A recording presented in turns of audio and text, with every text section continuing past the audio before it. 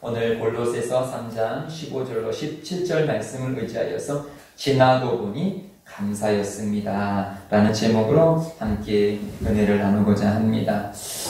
지난주에 감사를 선포해 드렸죠. 여러분 계속 감사를 적고 계십니까? 저도 한 주간 감사를 계속 찾고 묵상하며 나가고 있습니다.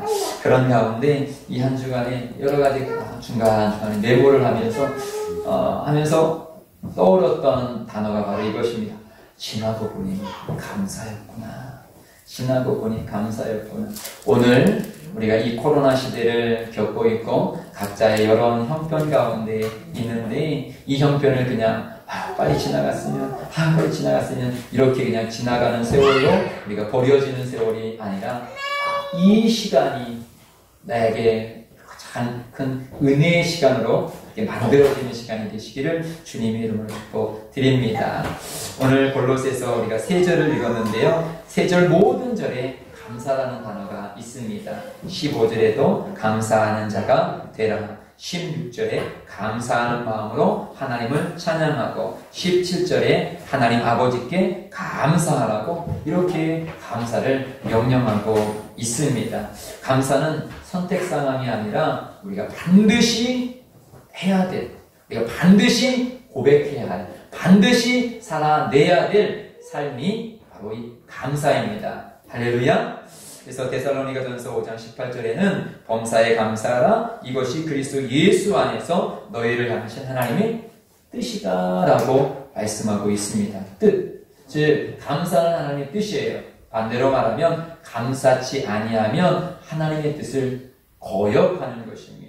감사는 순종인 것이에요. 내 형편이 좋아서 감사하고 그것이 아니라 주님의 명령이기 때문에 주님의 뜻이기 때문에 우리는 반드시 감사해야 합니다. 그럼에도 불구하고 우리는 잘 감사하지 못하는 거예요. 그래서 하나님께서 우리에게 감사절을 허락하시면서 그 감사절을 통하여서 감사를 찾아내라는 것이죠. 우리가 스스로 감사할 게 너무도 많음에도 불구하고 감사하지 못하니까 감사절을 통하여서 그 감사를 깨닫게 되어지고 감사하는 삶을 살아가게 하기 위해서 우리에게 감사절을 허락하여 주신 것입니다. 그러기에 우리가 추수감사절 이전에 계속적으로 내 속에서 감사, 2020년뿐만 아니라 이전에 있는 모든 것들을 다 찾아내면서 주님 앞에 감사의 고백을 드릴 수 있는 저와 여러분이 되시기를 주의 이름으로 축복드립니다. 예, 오늘 우리 찬양 한 장을 배워보기를 원하는데요. 처음 부르는 찬양인데요. 한번 내게로부터 시작하리라는 시선이라는 찬양인데요. 불러보도록 하겠습니다.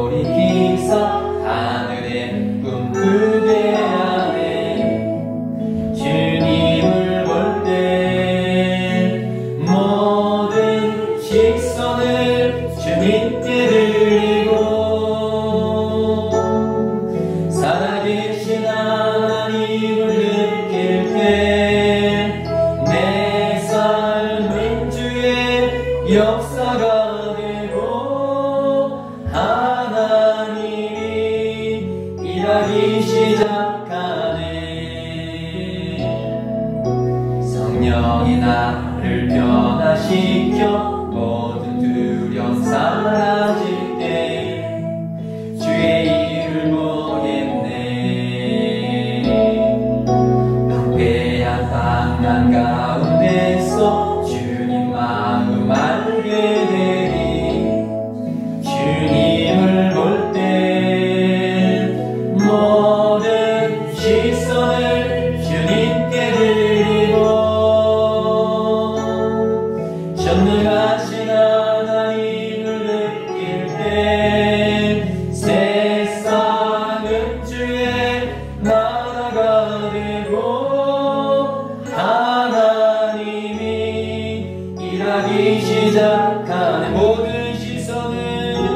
모든 시선을 주님께 드리고 살아계신 하나님을 느낄 때 내 삶은 주의 역사가 되고 하나님이 일하기 시작 모든 시선을 주님께 드리고 전능하신 하나님을 느낄 때 세상은 주의 나라가 되고 하나님이 일하기 시작하네. 아멘. 오늘 한번 가사를 먼저 한번 보여드리도록 할게요. 내게로부터 눈을 들어 주를 보기 시작할 때 주의 일을 보겠네. 예. 오늘 말씀을 묵상하면서 우리의 시야가 내 자신만 보고 코로나를 보고 어떤 문제거리를 보게 되어졌을 때는 걱정과 근심의 일로 보게 되어졌는데 그 시야를 눈을 들어서 주를 보게 되어졌을 때 주님의 계획이 분명히 있을 거야. 이 코로나 시기 속에서도 분명히 주님의 계획이 있어. 우리 가정 가운데 이런 문제가 있는 것 속에서는 반드시 주님께서 내게 주시는 메시지가 있어 하면서 주를 보기 시작할 때 주님이 일하고 계시는구나.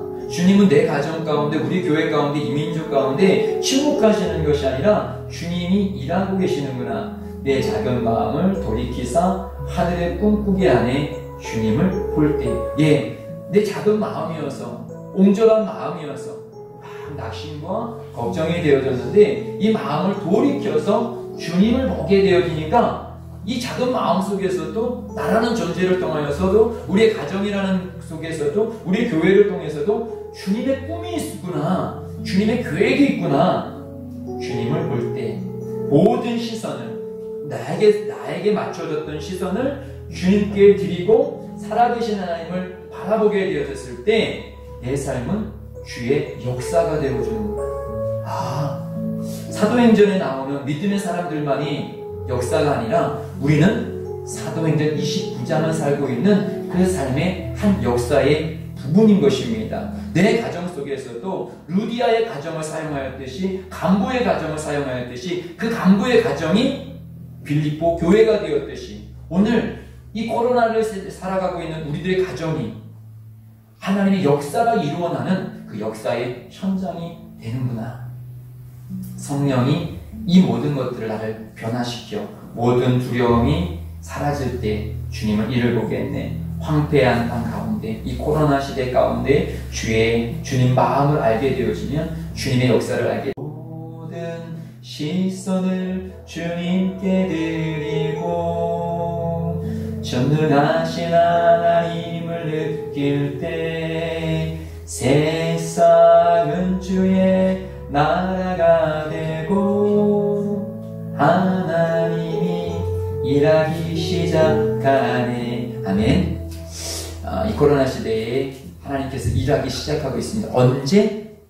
환난의 때, 그 핍박의 시대 속에서, 그 고난의 시작 속에서 오늘 말씀 속에서 이 고백의 역사들을 우리가 찾기를 원합니다. 그래서 오늘 제목이 지나고 보니 감사였습니다. 그래서 이번 주 설교는 주중에 메모했던 것들 그런 것을 이렇게 한번 설교로 만들었습니다. 주님께서 주신 은혜인데요. 야곱을 생각해봐요. 야곱을 보십시오. 야곱은 어머니 사실은 내 믿음이라기보다는 어머니의 믿음으로 너는 장자권을 가져야 돼. 이것은 내 뜻이 아니라 하나님께서 너를 잉태했을 때 그렇게 꿈을 주신 거야. 그런데 순서적으로 장자권이 에서에게 가 있단 말이죠. 그랬을 때 그 이삭은 에서에게 장자권을 주려고 했을 때 어머니는 아니야. 하나님의 뜻대로 네가 받아야 돼. 그러면서 사실은 아버지를 속여가면서 이 장자권을 아버지로부터 이 야곱이가 받게 되어져요. 그러나 이 장자권을 받게 되어진 결과 형을 분노케 만듭니다. 형이 분노하여서 너 죽일 거야. 내가 가져야 될 장자권을 네가 가져? 하면서 분노해요. 동생을 죽이려고 해요. 결국 이렇게 성경을 보게 되면 야곱은 참 어머니 품에서 자라는 연약한 존재인데 그 어머니의 품을 떠날 수밖에 없게 되어졌어요. 그리고 떠나요. 사실은 이전에도 형 에서는 사냥하고 돌아와가지고 배고팠을 때 동생이 형 장자권 줘. 아, 알았어 그거 가져. 사실 장자권에 대해서 전혀 관심이 없었거든요. 그런데 왜 이때는 그렇게 분노했냐라는 거예요. 왜 내가 사랑하는 어머니 품에서 내가 살지 못하고 이렇게 터벅터벅 고향을 떠나서 외삼촌의 집, 이전에 만나보지도 못했던 그 외삼촌에게 내가 가야 되냐는 것이죠. 그런데 그 길을 가다가 베델에서 주님을 만나게 되어지고, 그리고 외삼촌의 집에서 살다가 다시 이제 20년이 지나 돌아오게 되어졌을 때, 형이 이제 20년 지났으면 용서해야지요. 잊어버려야지요. 그런데 400명의 군사를 데리고 죽이겠다고 달려오는데 또 왜 그래요? 이제는 용서할 만도 한데요. 그래서 양떼도 보내고 처자식도 다 보냈는데 안 돼. 결과적으로 할 수 있는 것은 다시 하나님만 찾는 것밖에 없어요.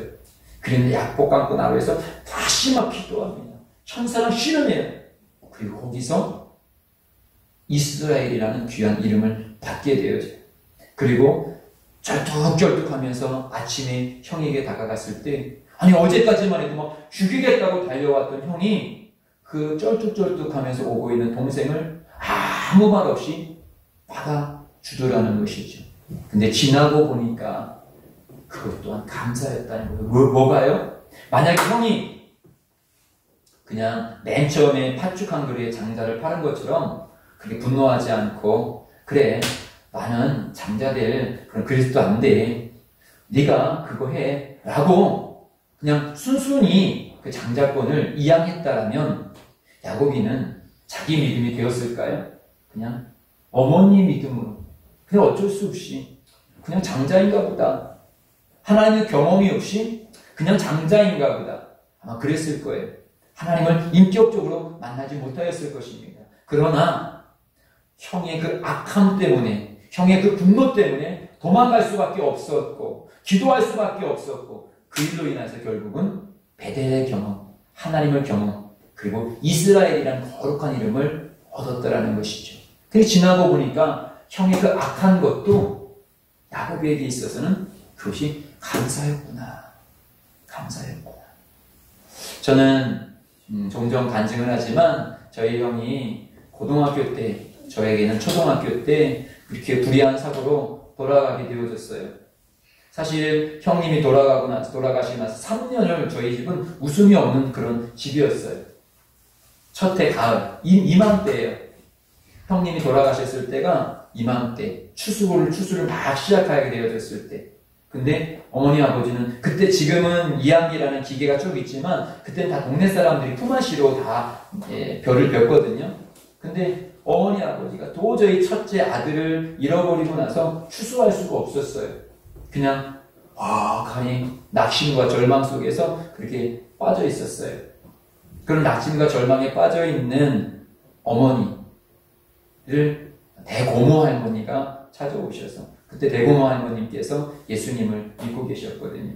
네 아들, 네가 저기 도시에 가서 예수 믿었었잖아. 네 아들을 만날 수 있는 것은 예수 믿는 거야. 그러면서 어머니를 전도하게 되어졌고, 그래서 어머니가 교회를 가게 되어졌고, 그 이후에 우리 가족이 한 명씩, 그 후에 저도 거기에 포함되어 있죠. 그 시절은 너무도 고통스럽고 너무 아픈 시절이었는데, 지나고 보니까 그때 만약에 형님이 그렇게 안 돌아가셨다면 저희 어머니나 저희 가족이 이렇게 예수를 믿고 예수의 가정이 될 수 없었을 거예요. 저희 아버지의, 저에게는 큰아버지지요. 큰아버지는 한씨 집안에서 꽤 어느 정도 위치를 차지하는 그런 부도 있었고 명예도 있었고 지식도 있었어요. 그래서 저희 아버지는 저희 형님을 거의 신은 아니지만 그렇게 절대적으로 그렇게 생각했어요.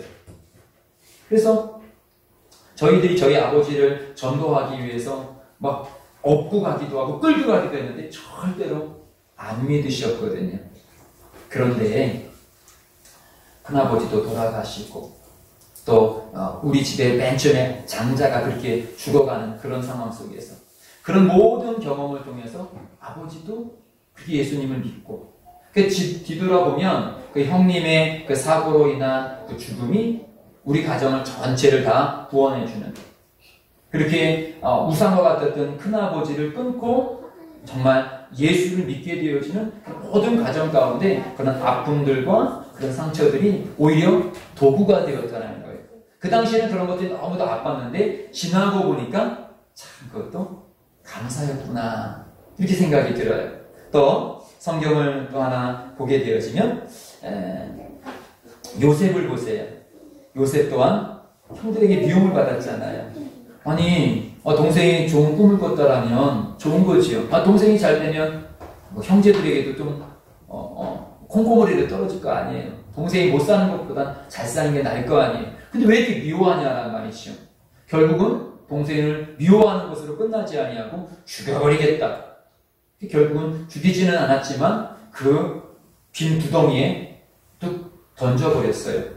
그리고 그곳에서 결국은 그는 노예로 팔려가게 되어집니다. 무슨 잘못이 있다고 노예로 팔려갑니까? 노예로 팔려가는 그 요셉의 마음은 어땠을까요? 억장이 무너지겠지요. 그렇게 아버지에게 사랑을 받으면서 그렇게 집에서 살아왔는데 아버지와 단절되어졌던 그 아픔.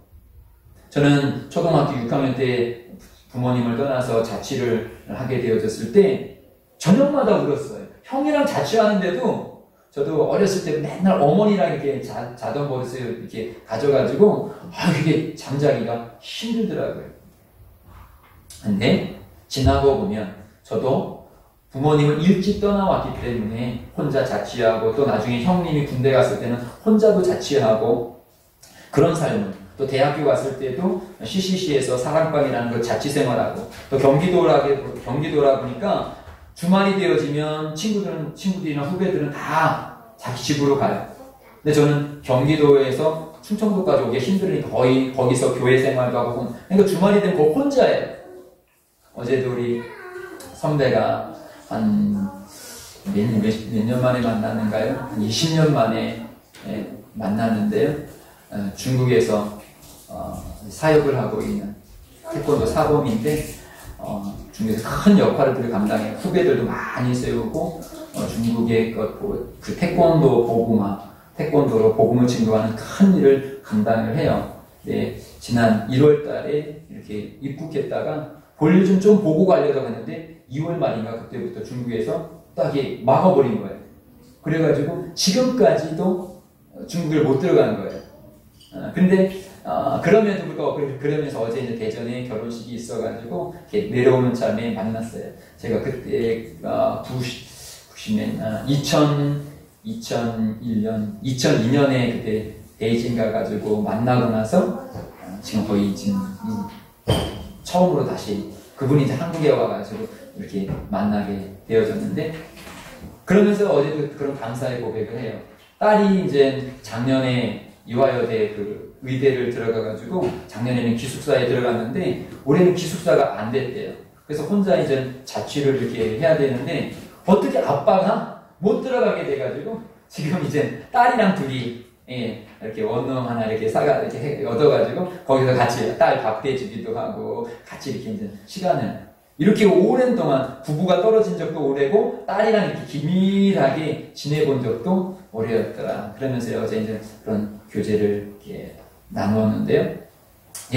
지금 요셉의 마음, 사랑하는 아버지를 떠나가는 그런 마음, 그렇게 사실은 연약하게 키워졌는데 그가 떠나가면서 그리고 보디발의 집에서 열심히 일했지만 보디발의 아내의 누명을 써서 감옥에 들어가고 감옥에 들어가서도 떡 맡은 관원과 술 맡은 관원의 꿈을 해석해 주었는데 술 맡은 관원이 그걸 잊어버리고 사실 그 당시에 그 상황을 보게 되어지면 얼마나 원망스럽고 얼마나 힘들었을까요? 그런데 지나고 보니까 그것이 하나님의 계획이었었다라고 창세기는 기억하면서 형들 두려워하지 말아요. 하나님께서 그 일을 행하신 거예요. 지나고 보니까 그 일은 감사한 일이었어요. 만약에 형들이 나를 팔지 않았더라면 이렇게 이 가뭄 속에서 우리 가정은 아마 다 죽었을 거예요. 어찌할 수 없었을 거예요. 그러나 이 가뭄 속에서도 우리가 살아올 수 있고 또 새로운 하나님의 아브라함에게 이루어진 약속을 이룰 수 있는 이 일들을 형들에게 미움을 받았지 않았더라면 요셉은 이룰 수 없었을 것입니다. 그런데 미움을 받고 그가 던져졌기 때문에 그래서 성경에는 기록되어 있지 않지만 딱 하나만 기록되어 있지요. 아버지를 만날 때 요셉이 갔지요. 요것만 성경에는 기록되어 있는데 어떤 이는 그런 말을 해요. 성경에 기록되어 있는 일은 아니지만 요셉이 고향에 가서 처음으로 방문했던 곳은 어디였느냐면 그 구덩이였을 것이다. 왜냐하면 그 구덩이를 보면서 이 구덩이가 아니었다라면 내가 이 가정을 살릴 수 없고 하나님의 뜻을 이룰 수 없었을 텐데 참 귀한 구덩이다. 그랬을 것이다. 근데 의미가 있는 것 같아요. 그것이 없었더라면 저에게도 우리 형님이 그렇게 돌아가시지 않았다면 저는 이렇게 목회자의 길까지 절대로 갈 수 없었을 것입니다. 또한 제 어렸을 때 그렇게 자취를 일찍 시작하지 않았다면 어려운 어떤 이런 형편 속에서 홀로 서기를 잘 못했을 것입니다. 근데 오랜 시간 홀로 지내는 연습들을 많이 하다 보니까 어느 정도 저는 막내라는 기질이 분명히 제 속에 있어요. 그럼에도 불구하고 끈질긴 면도 제게 있어요. 그 부분은 끈질긴 면은 어디서 배웠느냐? 바로 혼자 자취하면서. 그러면서 저는 군대도 제가 원해서 간 게 아니라 군대에서 저는 조교를 했거든요. 하사관 학교에서 하사관 후보생들에게 각계전투 파트에 제가 조교였습니다. 나중포 뽀뽀뽀 가십시오. 원위치입니다. 일반 이런 훈련소에서는 조교가 병사에게 반말을 쓰는데 하사관 학교는 그들은 간부 후보생이고 저희들은 병사이기 때문에 우리 존댓말을 쓰거든요. 존댓말 하면서도 강력하게 아주 그냥 카리스마를 어제 딱 쓰고 가십니다. 이렇게 하거든요. 그러면서 제게 있었던 약했던 부분들을 거기에서 만들어내는 거예요. 또 대학교에서는 어찌게 여러 가지 일들이 있었는데 제가 사회체육학과라는 학과를 나왔는데 여기 학과 학생 회장을 뽑아야 되는데 저는 전혀 관심이 없었는데 친구들이 이게 어떻게 하다가 국가대회가 되어지고 과대표 되어지고 그러다가 어떻게 되다가 학생회장까지 했어요. 근데 그런 속에서 주님께서 다시 저에게 리더십을 허락하여 주시고 그러면서 제 자신을 보면 인품적으로나 어떤 성격적으로나 앞에 나서서 이렇게 이야기하고 이런 것들을 전혀 예전에도 말씀드렸지만 저는 어렸을 때 우리 아이들처럼 어렸을 때 남의 집에 놀러 간 적이 없어요. 누가 놀러 오면 그때서야 놀러 갔지 남의 집에 그렇게 숫기라고 하지요. 숫기가 전혀 없었어요. 부끄러움 많이 타고 그런 사람이었어요. 그런데 지나고 보니까 그런 저를 그런 사건 하나하나를 통해서 만들어주셨구나. 그래서 그 당시에는 참 어렵고 힘들었던 시간들이었는데 지나고 보니까 감사였더라. 한 말씀 한번 읽어볼까요? 마가복음 15장 21절입니다. 함께 읽습니다. 시작. 마침내 알렉산더와 루포의 아버지인 구레네 사람 시몬이 시골로부터 와서 지나가는데 그들이 그를 억지로 같이 가게 하여 예수의 십자가를 지고 딱 이 한 절이 나오는데요. 여기에 어떤 사람이 나오면 구레네 사람 시몬이라는 사람이 나와요. 분명한 이름이 기록되어져 있습니다. 지금 예수님께서 모함을 받아서 이제 십자가에 못 박혀 죽으시게 되어졌어요. 언도가 내려졌어요. 그래서 이제는 예수님이 그 무거운 십자가를 지고 그 갈보리 언덕으로 지금 가고 있는데 너무도 채찍을 많이 맞으셔가지고 중간에 툭툭 쓰러져가지고 아니 시간 내에 빨리 예수님을 처형하고 안식일을 지켜야 되거든요. 유대인들은 안식일 너무 중요하기 때문에 안식일까지 시체를 내두면 안 돼요. 그래서 빨리 못 박아갖고 빨리 죽여야 되는데 이게 안 되니까 안 되겠다. 이렇게 내가 하루 종일 걸리겠다. 그러면서 옆에 야! 너! 이리 와! 근데 그 사람이 누구냐면 구레네 사람 시몬. 아프리카 분이에요.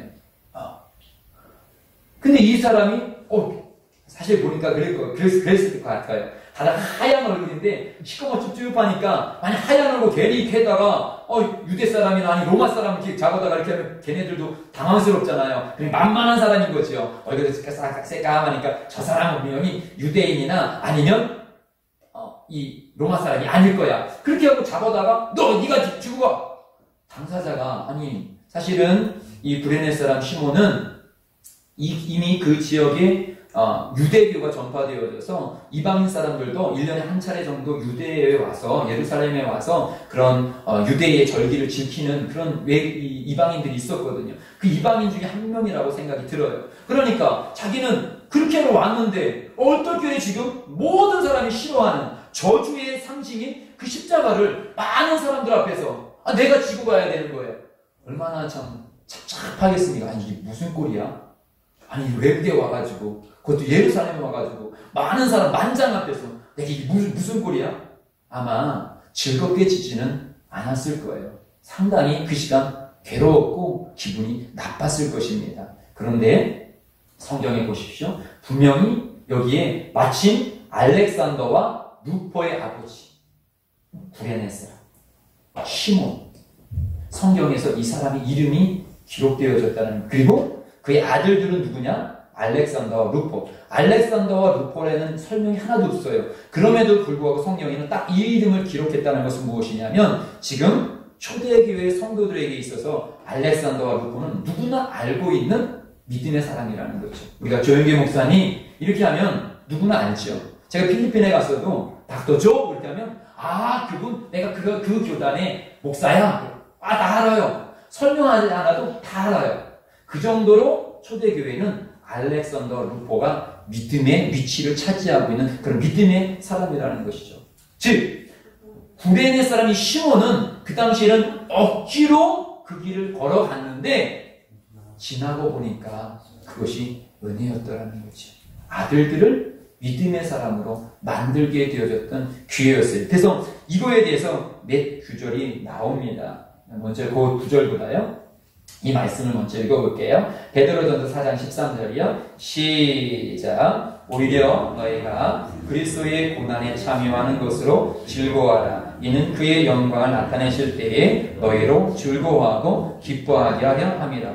이 시몬은 자기 의도하지 않았는데 지금 예수 그리스도에 동참한 거예요. 사실은 즐거웠게 동참한 게 아니고 억지로 동참했어요.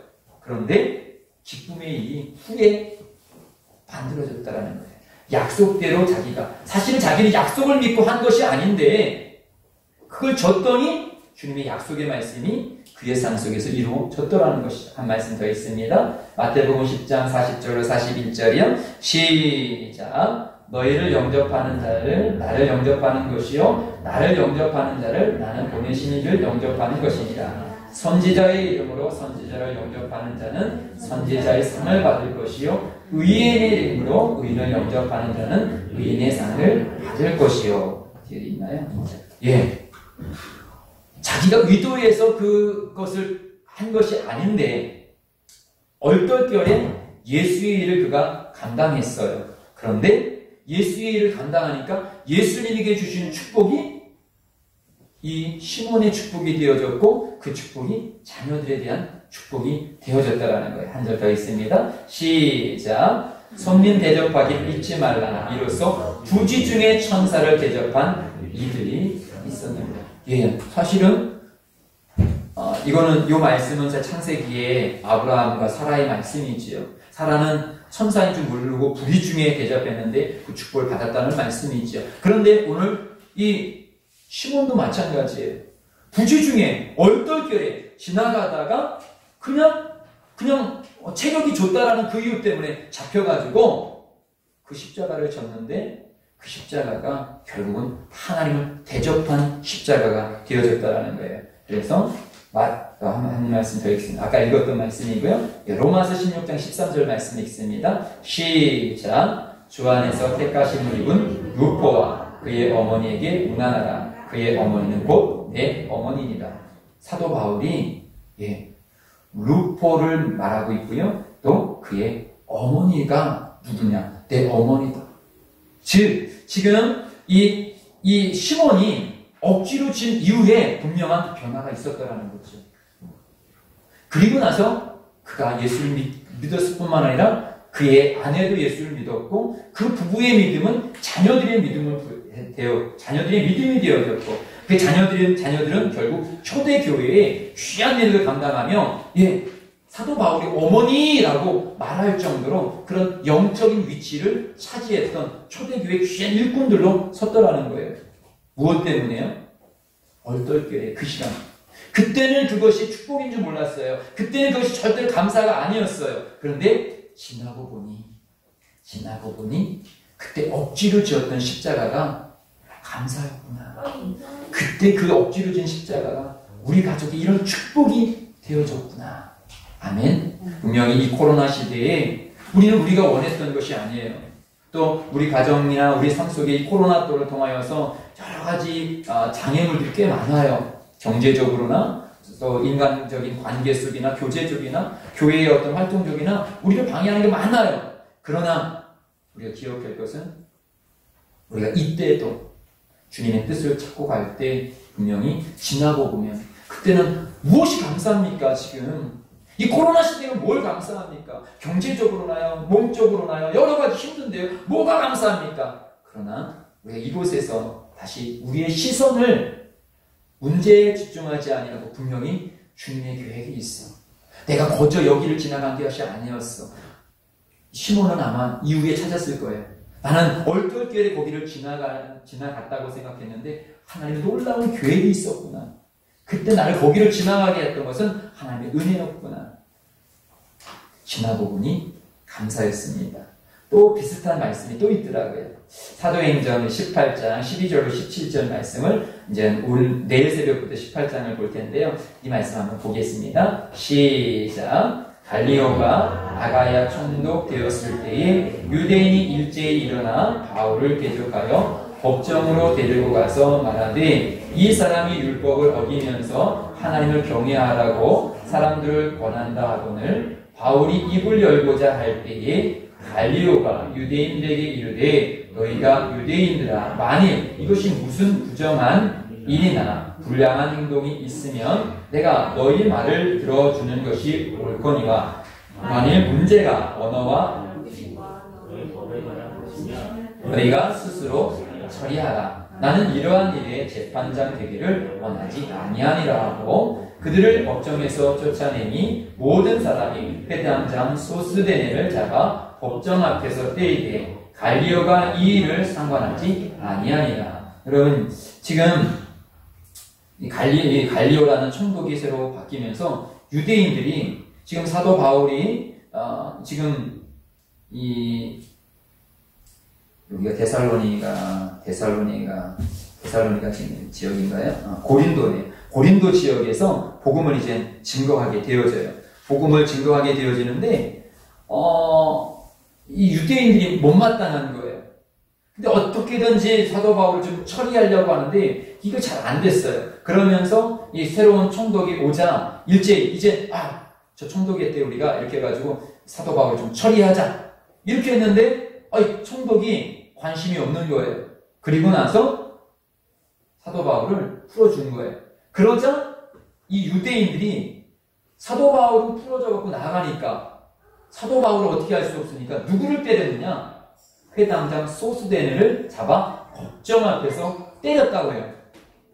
아니 무슨 잘못? 여기 뭐 소스데네가 뭔 잘못된 거 이게 안 나와 있어요. 왜 때렸냐면 회당장, 즉 우리 유추해 보면 사도 바울이 고린도 지역에서 회당을 중심으로 해서 말을 증거하게 되어지는데 우리가 신약 성경을 잘 보게 되어지면 유대인들은 말씀을 읽고 그 다음에 그 회당에 모인 사람들에게 이 말씀에 대해서 말하고 싶은 사람들 말하십시오. 이런 예수님도 그렇게 말씀을 증거했고요. 사도 바울도 종종 가면서 이렇게 말씀을 읽은 다음에 이거에 대해서 말하고 싶은 사람이 있습니까? 하면 저기서 일어나서 말하고. 근데 그 일을 자꾸 이 사도 바울이 이렇게 예배드리러 왔을 때 회당장이니까 소스데네가 바울 선생님 오늘 말씀에 대해서 한번 이야기해 보십시오. 자꾸 기회를 줬다라는 거죠.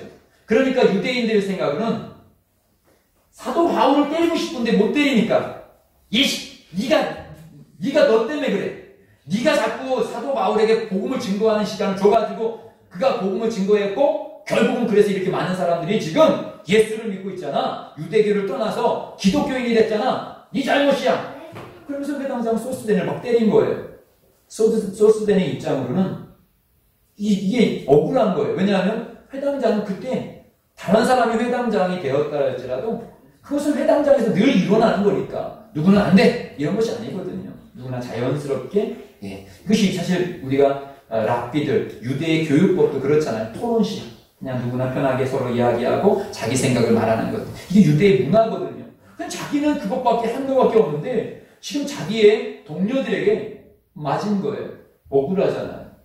잘못도 없는데. 여러분 오해를 사갖고 여러분 친구들에 대해 내가 맞았다고 생각해 보십시오. 억울하지 않을까요?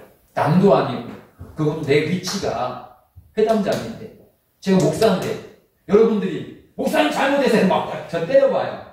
그러면 맞은 것도 아픈 건 아픈 거지만 성도들에게 맞은 거의 상처는 얼마나 크겠습니까? 그렇죠. 억울한 거잖아요. 그런데요. 고린도전서 1장 1절 3절이요. 시작. 하나님의 뜻을 따라 그리스도 예수의 사도로 부르심을 받은 바울과 형제 소스데네는 고린도에 있는 하나님의 교회 곧 그리스도 예수 안에서 거룩하여지고 성도라 부르심을 받은 자들과 또 각 처에서 우리의 주 곧 그들과 우리의 주 대신 예수 그리스도의 이름을 부르는 모든 자에게 하나님 우리 아버지와 주 예수 그리스도로부터 은혜와 평강이 있기를 원하노라. 고린도에서 아까 복음을 증거하고 사도 바울은 떠났어요. 사도 바울 떠난 자리에서 소스데네는 맞았지요.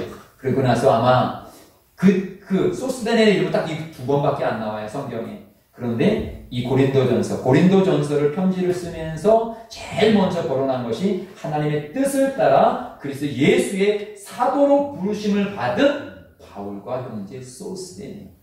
즉, 그 매를 맞고 소스데네는 야 내가 바울 때문에 내가 이거 억울해서 이놈 자식 잡아와 이것이 아니라 오히려 계속적으로 바울이 전했던 그 말씀에 내가 억울함을 당했지만 그 억울함 속에서 아마 회당장을 그만두지 않았을까 싶어요. 그리고 나서 바울을 따라가고 그 복음사역에 동참했던 거예요. 만약에 그 사건이 없었다면 그 형제들에게 맞지 않았다면 후태어 회당장은 아주 중요한 위치거든요. 먹고 사는데 지장이 없는 위치예요. 덕망을 이 사람들에게 인정받는 위치예요. 떠날 이유가 하나도 없어요. 그런데 이 오해 때문에 맞고 떠나고 그러나 그 이후에 이렇게 믿음의 사람과 함께하는 믿음의 사람이 되었다라는 거죠. 그 당시 맞았을 때는 억울했지만 지나고 보니 그것이 은혜였다. 만약에 그때 억울함을 당하지 않았다면 이 소스데네는 유대 교회, 유대 지도자는 될 수 있어도 천국에 구원받는 구원의 백성은 될 수 없었을 것입니다. 지금도 아마 천국에서 야 그때 내가 맞지 않았다면 큰일 날 뻔했다. 맞은 것이 은혜였다. 참 맞은 것이 감사였다라고 천국에서 엄청 고백할 것 같아요. 아멘. 지나고 나니 고백이었다. 예. 성경에서 이런 역사들이 많은 거예요. 또 찾아보았습니다. 이번에는 욥이네요. 욥도 생각해 보십시오. 욥도 사실 요거잖아요. 욥도 아니 그냥 평범하게 하나님을 믿었어요. 그리고 누구보다 잘 믿는다라고 인정도 받았어요. 근데 그 결과가 뭐예요? 자식이 죽고 재물이 다 빼앗기고 몸은 병들고 억울하잖아요. 뭘 잘못했다고요? 억울한 일. 그때는 억울한 일처럼 보였는데요. 그 사건 속에서 다시 예수님 하나님을 깊이 있게 만들어서 욥기 42장 5절 6절 이렇게 고백합니다. 함께 읽습니다. 시작. 내가 주께 대하여 귀를 듣기만 하였사오나 이제는 눈으로 주를 배웠나이다. 그러므로 내가 스스로 어두워 드리고 티끌과 제 가운데서 회개하나이다. 이전에도 하나님을 믿긴 믿었지만 그때는 그냥 듣는 하나님, 멀리 계신 하나님이었는데 이 고통을 통과하고 나니까 진짜 나와 함께 계시는 살아계신 하나님으로 그렇게 만나고 내가 죄인이었다는 것을 깨닫고 회개하더라는 것이죠. 욥도 분명히 지금 천국에 있습니다. 아멘. 그냥 종교생활 열심히 하는 그런 종교인이 아니었고 어떻게 보면 이전의 삶은 그렇다라 치면 고통을 통과하고 나니까 이제는 진짜 믿음의 사람이 되었었다라는 거죠. 그러니까 그 당시에는 너무도 억울하기도 하고 너무도 힘겹기도 했던 욥의 삶이었지만 지나고 보니 이것도 감사였다. 아멘. 또 엘리야를 볼게요. 이 찬양이 아닌데요. 엘리야는 제가 안 적어놨나 보네요. 엘리야도 이렇게 보게 돼요. 열왕기상 19장에 보게 되어지면요, 18장 속에서 그가 이방 선지자들과 싸워서 이기게 되어지지요. 그리고 나서 3년 6개월 동안 비가 오지 않았던 그 이스라엘 땅에 비가 오게 합니다. 얼마나 큰 기적을 일으켰습니까? 그럼 인정받아야 되지요. 그런데 19장이 딱 시작되어지면서 어떻게 시작되어지느냐? 19장에 보게 되어지면 이세벨이 네가 내가 데리고 온 선지자들을 죽여? 그들과 같이 너도 될 거야.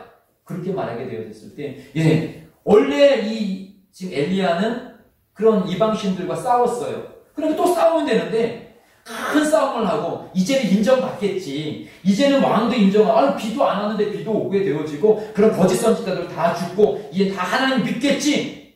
근데 그렇지 아니하고, 오히려 왕비가 죽이겠다고 더 이를 갈며 달려오게 될 때, 안 되겠다.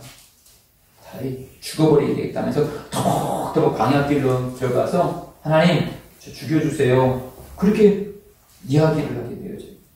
그랬을 때 하나님께서 그를 먹여주시고 재워주시면서 40일을 걷게 하셔가지고 다시 그에게 하나님의 음성을 듣게 하시고 그러면서 너 혼자가 아니야. 너 혼자가 아니야. 너 혼자가 아니라 아직도 우상에게 절하지 아니하고 내가 준비한 사람들이 700명이나 있어. 그러면서 그 사람들을 세워주게 되어지고 그리고 그 다음 장에 이어지는 것이 바로 믿음의 후배 믿음의 사람 세워주는 엘리사를 세워주는 역사를 이루어지게 되어져요. 그래서 이것도 지나고 보니까 만약에 이 이세벨이 악하게 그렇게 역사하지 않았다면 그게 숨어서 있었던 사람들 그 사람들을 찾아내지 못했을 것이고 또한 그 믿음의 사람, 그 엘리야와보다 더 갑절의 사역을 감당할 수 있는 그런 믿음의 사람을 찾아서 다니지도 않았을 것입니다.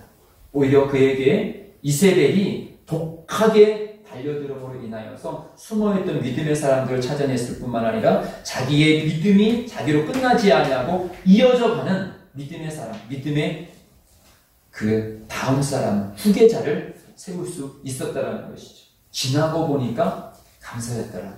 어떻습니까?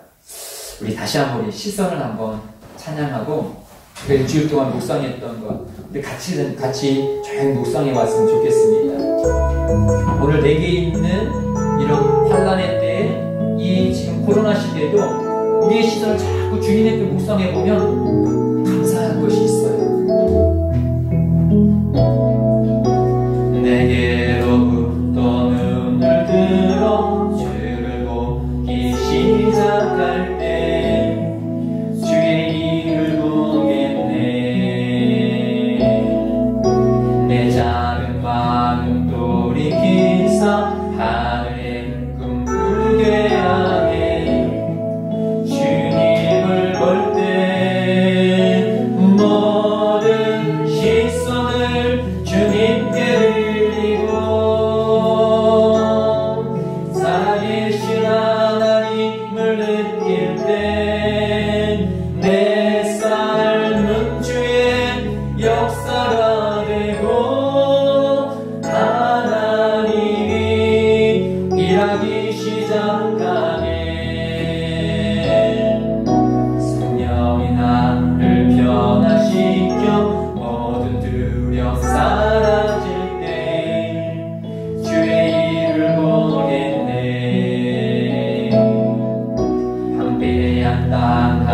한가운데서 주님 마음 알게 되니 주님을 볼 때 모든 시선